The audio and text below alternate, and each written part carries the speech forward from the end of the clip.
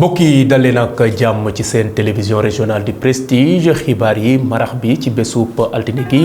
yemoo ko benn fan ci weerub novembre ci atum 2021 la gën a fës ca xibaar yi nekk nag la ñuy wax octobre rose gis nañ ne nag weerub octobre sax dañ ko jagleel la nga xam ne moom mooy la yitteel wàllub cancer feebar boobee nga xam ne mooy alawtiku jigéen yi ngir bokk ci ni ni mel ba fexe ba xeex feebar boobee loolee tax na itam ba association bu ñuy wax aar daal di taxaw tembe démb amaloon nag bés boo xam ne dañ ko jagleel la jëm wàllub saytub jigéen ngir xool ndax am na cancer wala déet leeral la waral ni ni mel ci biir xibaar yi jamono yi nag gis nañ ne politique daal dina fës lool ci réewum Sénégal rawatina fii ci benn dëkk di Thiès benn dëkk ñaari gaar maire yi nga xam ne de ñooy maire parti réew mi kenn nekk ca commune bu Thiès Est keneen ka ca Thiès Ouest ñoom de jàpp nañ ne duñu mën a bokk wala duñu leen tabaat ca élection locale yi nga xam ne ñoo fas yéene am ci atum 2022 dogal gi nag daal di daanu démb ci bésub dibéer bi élection locale ba léegi ki nga xam ne nag moom mooy Pape Doumbouya président mouvement Thiès ca kanam moom de firndeel na ne dina bokk ca jongante yooyee ndax àjjuma ji sax jotoon nañu yóbbu seen kayit ca sous préfecture bu Thiès Nord ba ñu nangul leen ne ñoom manes nañu bokk ci ñuy jongante ci élection yi di ñëw xibaar yi teel bitim réew ak wàllub tàggat yaram moo fa seen ndar keppe xabaar yi ci seen télévision régionale du prestige mbokk yi ñuy rafetlu seen kóolute su ne saa ñu daal di yaatal.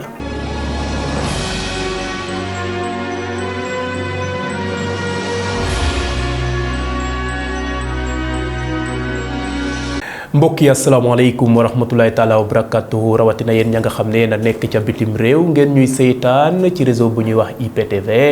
waaye nag am nañu tàmm suñu plateforme yi ci mel ni page Facebook live site d'information www.prestigethies.com ak page YouTube bu prestige daal di dooree xabaar yi nag la nga xam ne moo yitteel feebar bi di coronavirus bés bu yàlla sàkk waa kër docteur di ci def taxaw seetlu ngir xam ana fan la feebar bi tolloo ci mim réew tey ci suba nag ki nga xam ne mooy docteur Alioune Badara Ly bi mu doon amal point du jour xamle na ne daal mbas mi ñetti nit daal dinañ ko am ci bésub altine gi ñu daal di indi leeral ci li nga xam ne moo yitteel tolluwaay bu mbas mi ci réewum Sénégal ñu ànd ak moom. Le ministère de la Santé et de l'Action sociale a reçu les résultats des examens virologiques ci-après. Sur 1080 tests réalisés, 3 cas ont été déclarés positifs, soit un taux de positivité de 0,27%. Ces 3 cas sont tous issus de la transmission communautaire et ont été confirmés dans la région, dans le département de Dakar. 6 patients suivis ont été contrôlés négatifs et déclarés guéris. Un cas grave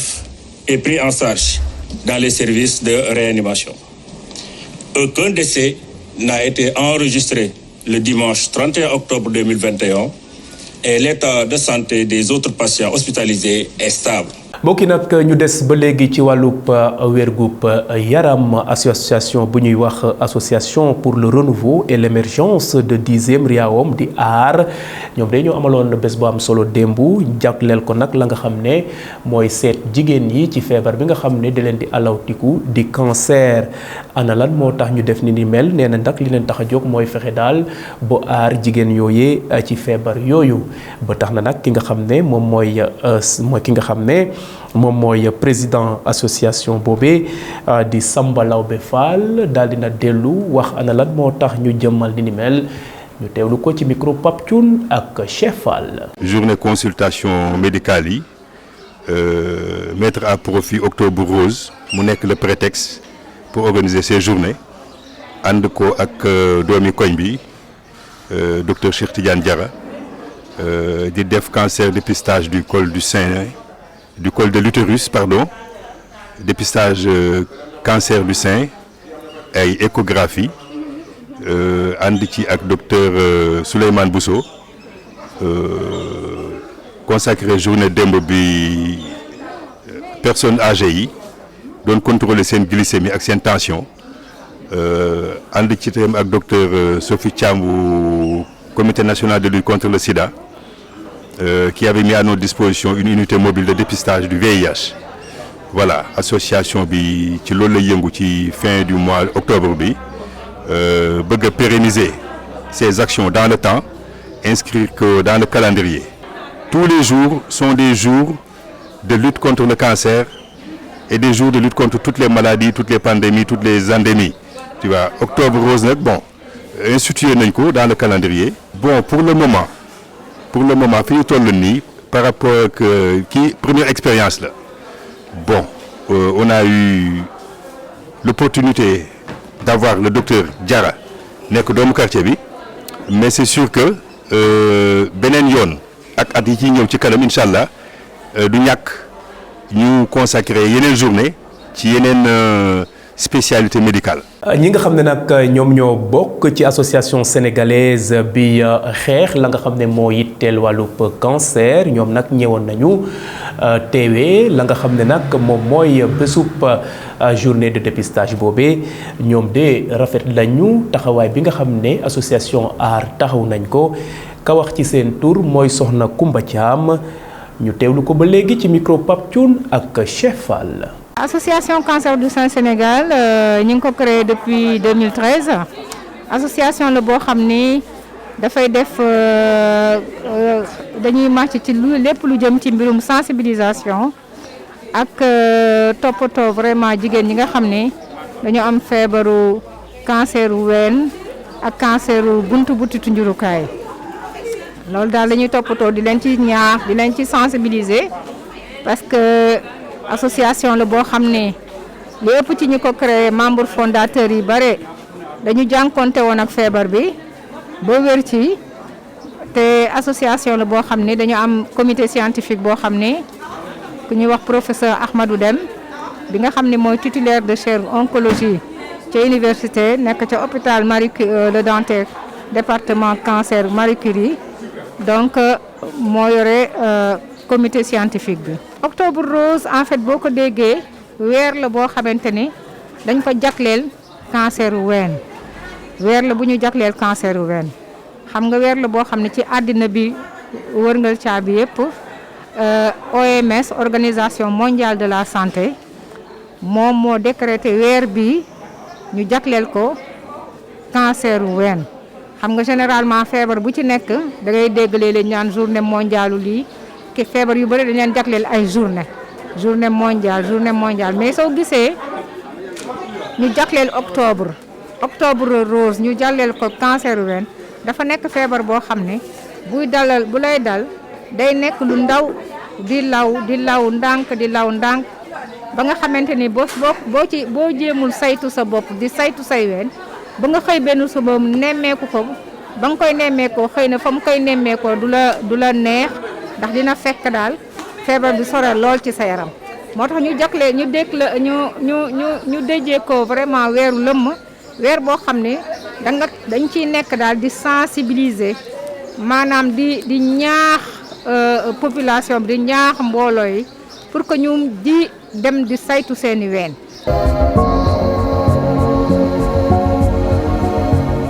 mbokk yi nag ñu daal di xuus ca la nga xam ne moo yitteel wàllub politique wax naa ko ci boppu xibaar yi politique de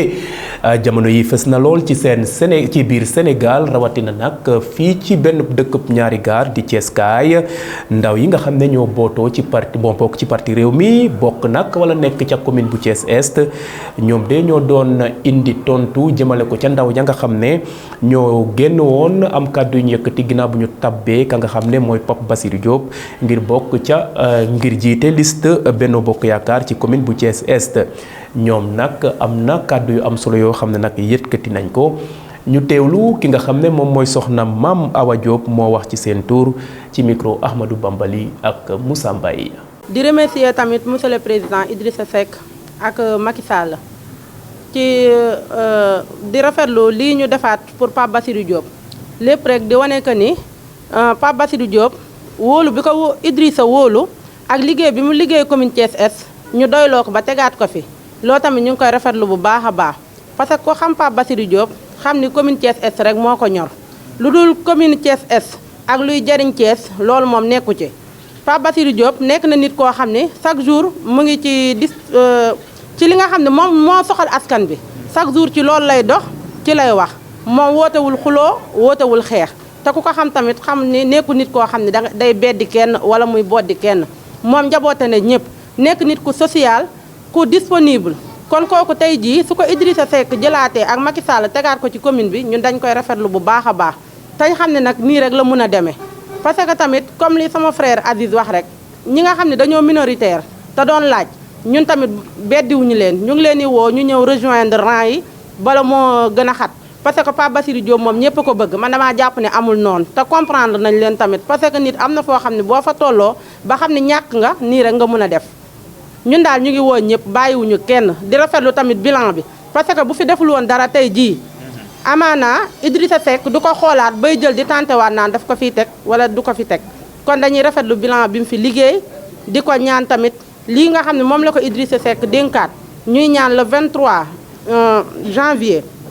yàlla may ko ci ndam ba mbébét bi mu am ci commune bi mu mën koo àggale ak sagoom. mu ngoog ndaw yooyee nag doon wax seen gis-gis ginnaaw bu ñu tàbbee ka nga xam ne nag moom mooy Pape Diop waaye nag ñu fàttali ne ca mujjanteel ga démb rek ci dimanche gi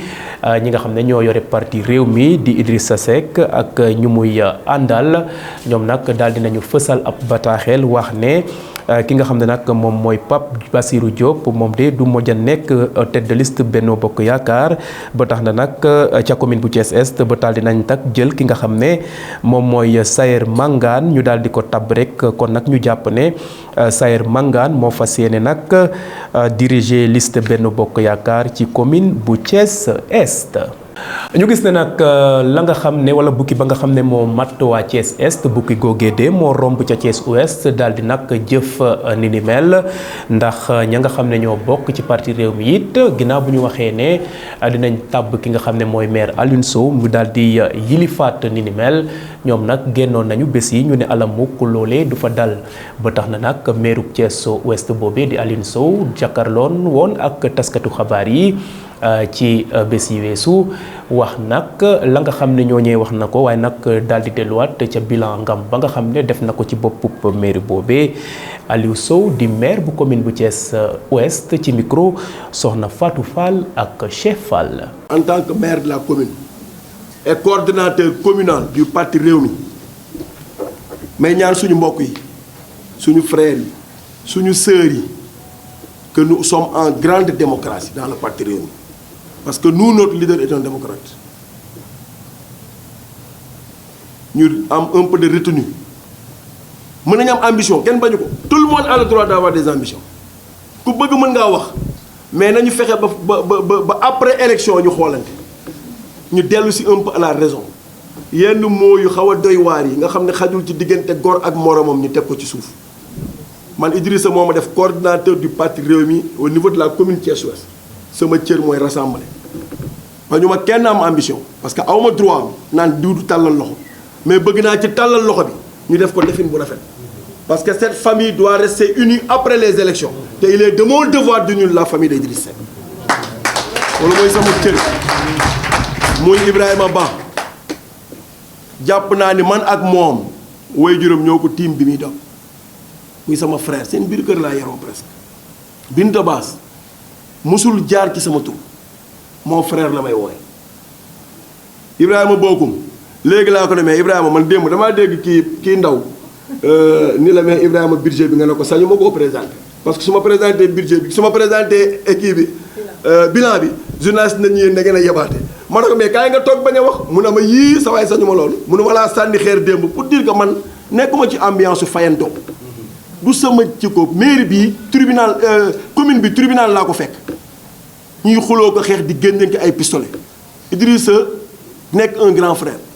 jël loolu teg ci sama loxo jàpp ni loolu fi amoon day dañ ci parti bi lu ma waaye wax baal naa la lu ma waaye wax li ma amal solo mooy du ma mës a xool Idrissa ne kii la ma doon bañ ci ñële dénk ko ndeke moo raw et pourtant de li may dégg gars yi dégguñu ko de. mu nekkoon nag ki nga xam ne mooy Aline Sow di meeru Thiès Ouest waaye it ndogal bi nu mu daanoo ca commune bu Thiès Est noonee la daanoo ci commune bu Thiès Ouest ndax waa parti réew mi démb ci dimanche gi nag ba ñu génnee ab communiqué xamle nañ ne ki nga xam ne nag moom mooy soxna Binta Bass moom de la ñu jël daal di ko tabb mu fas yéene jiite liste Benno Bokk Yaakaar foofee ca commune bu Thiès Ouest kon nag ñu jàpp ne maire Aline Sow daal di nañ ko dindi ka nga xam ne nag mooy soxna Binta Bass moom moo fas yéene yilif la nga xam ne mooy liste boobee ngir daal di xool ni ñuy fexe daal ba tabb ko mu nekk maire commune bu Thiès Ouest. mbokk yi nag jeexale la yitteel wàllu politique ak la nga xam ne am na ci bésub arjuma ji mouvement Thiès ca kanam nag firndeel na ne dina bokk ca la nga xam ne mooy élection locale yi fas yéene am ci atum 2022 ñoom nag dinañu daal di bokk ci élection bi ci bannière coalition bu ñuy wax coalition defar sa gox ki xam leen ni mel mooy soxna Fatou Bintou Gueye Diallo moom mi nga xam ne mooy mandataire coalition boobee ginnaaw bu mu demoon nag commune bu Thiès Nord ngir doon jëbbal seen liste préfet sous-préfet bu commune boobee moom nag bu mu jëfee jëf bi ba noppi nag daal dina àddu indi leeral ci ni mel ñu teewlu ki nga xam ne mooy soxna Fatou Bintou Gueye Diallo ci micro soxna Ramatoulaye Cissé ak Ndeye Awa Sarr. maa ngi tudd Fatou Bintou Gueye Diallo nekk mandataire coalition Defar sa Gox ak Pape Doumbia comme ni ngeen ko gisee ñu ngi fii ci sous-préfecture de Thiès doon déposer désignation mandataire bi ak notification de nom bi buy wane ne man may mandataire coalition Defar sa Gox ak Pape Doumbia. donc balaa may continuer rek damay remercier coalition bi confiance bi mu am ci man mais di remercier encore plus particulièrement le PDG Pape Doumbia moom mi nga xamante ne dafa am confiance ci man ba jox ma lu toll ne mandataire.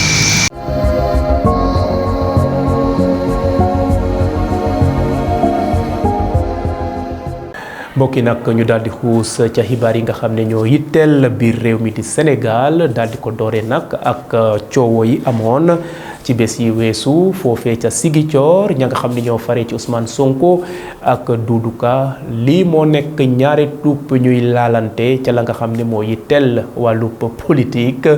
mbokk yi loolu moo gën a fës ca xibaar yi yitteel biir réew mi di Sénégal Fatou Kara Gueye. ñu tàmbali xibaar biir réew mi ak njiitu réew mi Macky Sall daal dina amal samedi tegu xeer bu njëkk bu centre national d'oncologie bu Diamniadio centre boobu lu ko tax a jóg mooy xeex cancer liggéey bi nag dina toll ci ñaari at te gouvernement bi na ci def juróom fukk ak juróomi milliards ci sunu koppar def seen ci ànd ak réewu Corée du Sud. ñiiti réew mi nag xam ne li tax ñuy jébal centre boobu muy xeex feebar bi di cancer te sonal askan wi ñu toftalee ko ak benn cas ñege njaay ñu immatriculé ko KL 42 74B moo daal di saaraan ci autoroute à péage Ila Touba ci kër Mor Ndiaye juróom nit jot nañu ci am ay gaañi yu métti oto boobu dafa jóge woon Ndakaaru doon dem Diourbel ci benn gàmbu ña ngay xam ne ñu amee gaañi sapeur pompier bu 21e compagnie d'incendie et de secours bu Thiès daaju nañu leen ñu yóbbu ca hôpital Amadou Sakhir Ndiéguène. ñu jeexalee xibaari biir réew mi ca Casamance xeex bu métti yu amaat ca diggante ñi fal ci Ousmane Sonko ak Doudou Ka ñiitu Pastef gannaaw ba mu doon ñibbi Ndakaaru ca lañu ko doon yuuxu ci noonu nag la xeex bu métti dox seen diggante ba tax na mujjanteel ba garde corps Ousmane Sonko yi fexe nañu ba ñu rawale ko mu ñibbi si Ndakaaru li lañ lay indiloon seen xibaari biir réew mi.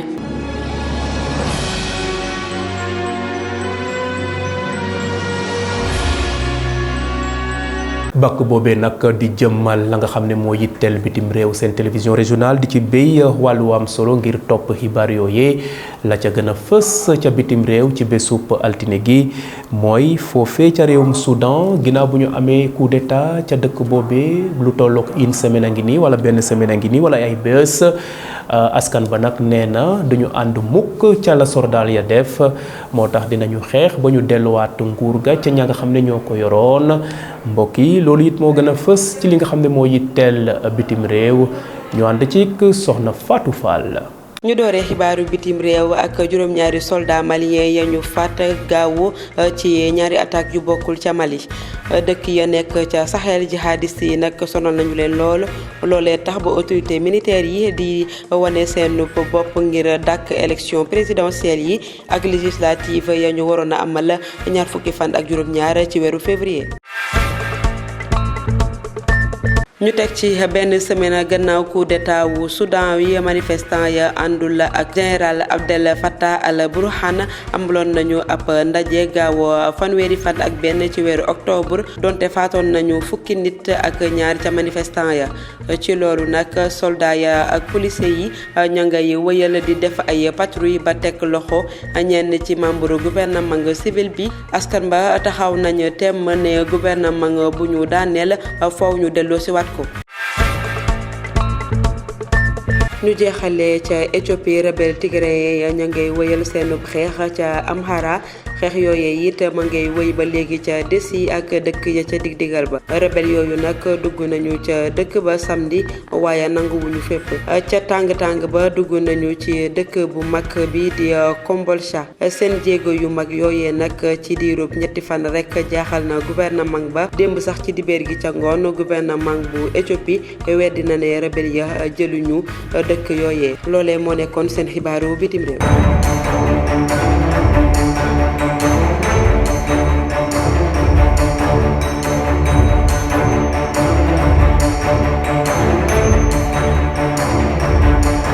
bàkk boobee di jëmmal wàllub tàggat yaram seen télévision régionale du prestige jox ko gëdd lool la gën a fës la yitteel wàllub tàggat yaram ci bésub altine gi yemoo ko benn fan ci weeru novembre mooy la yitteel ligue africaine féminine maanaam jamarloo yoo nga xam ne ay football la waaye nag jigéen ñi ñoo koy def ñeel Afrique gis nañ ne doomub Sénégal bi ñuy wax soxna Adja Issa Cissé moom arbitre la tànn nañ ko mu fas yéene bokk ci ñi nga xam ne ñoo fas yéene arbitré Ligue des champions boobee loolee de la ñu Ndeye Coumba Fall xamal ci bésub altine gi ñu teewlu. ñu tombali xibaar yi ñeel tàggat yaram ak Pape Gueye moom nag nekkoon na milieu terrain bu olympique bu Marseille daal dina woon nekk itam ci équipe bu xale yi bu France taxaw na tembe nag ngir mën a jouer Sénégal ci yi nga xamante ni mooy match yi éliminatoire coupe du monde bu 2022 ki ka daal di xam ne rek mooy quotidien sportif bu français bi tudd équipe Pape Gueye nag war nañ koo woo si match qualification coupe du monde bi nga xam ni war nañ koo dajeeg Togo ak Congo Pape Gueye nag am na ñaar fukki at ak ñaar fan ka daal dee formé rek mooy AC moom nag joué na fukki ak benn match yi nga xamante ni juróomi yëpp daf si nekkoon daal titulaire. ñu toftaleeg arbitre assistante sénégalaise bi di Adja Issa Cissé moom nag daal dinañ koy jël mu nekk si édition bu njëkk ci ligue africaine féminine bu champion yi moom nag mu mujj ci compétition confédération africaine bu football mu ngi juddoo daal sa Rufisque moom nag mi ngi bokk ci fukk ak ñaari arbitre ak fukk ak ñetti assistante yi nga xamante ni ñoo bokk ci compétition bi nu war a amal juróomi fan jàpp fukk ak juróom-ñeenti fan ci weeru novembre bi ñu jëm. ñu jeexaleeg attaquant international ivoirien bi nga xam ne dafa daal dee gaañu ci sidditu tànkam Gervinho la tudd mi ngi am nag fanweer ak ñeenti at moom nag du mën a bokk ci match yi nga xamante ni mooy match qualification mondial 2022 ci lu jëm ci wàllum phase finalu CAN 2021 ca Cameroun loolee nag neex na Camerounais yi nga xamante ni dañoo war a dajeeg waa Côte d'Ivoire Gervinho nag dina toog ay weer du mën a jouer daal ci football bi gaañu bi nag amoon na ko ñaar fukki fan ak ñeent ci weeru octobre bi ñu jógee lii moo nekkoon ndax keppee seen xibaar tàggat yaram. mu ngoog gàcce ngaalama soxna Ndeye Coumba Fall ci wàllu tàggat yaram yu am solo yooyee mbokk yi nag foofee la xibaar yi buuree ci seen télévision régionale de prestige xibaar yi ci bésub altine gi seen télévision régionale di wéy rek di leen toppal la nga xam ne moo tukkee ca bitim réew ak biir réew mi di Sénégal te bés bu yàlla sàkk mbokk yi ngeen ñu bàyyi xel di ko seytaan ndax nu mu doxee nekk na loo xam ne yitteel na leen lool ba tax na nag ñuy delluwaat di gërëm ñi nga xam ne ñoo ñuy seytaan ci réseau bi ñuy wax IPTV te nekk ca bitim réew waaye nag am na ñi taamu suñu plateforme yi ci mel ni page Facebook live site d'information www.prestige.com ak page YouTube bu Prestige mbokk yi ñu ngi leen di gërëm di leen sant bu baax a baax yéen ëllëg yeneen xibaar yitteel bitim réew ak biir réew bi di Sénégal mbokk yi ñu fanaan jàmm.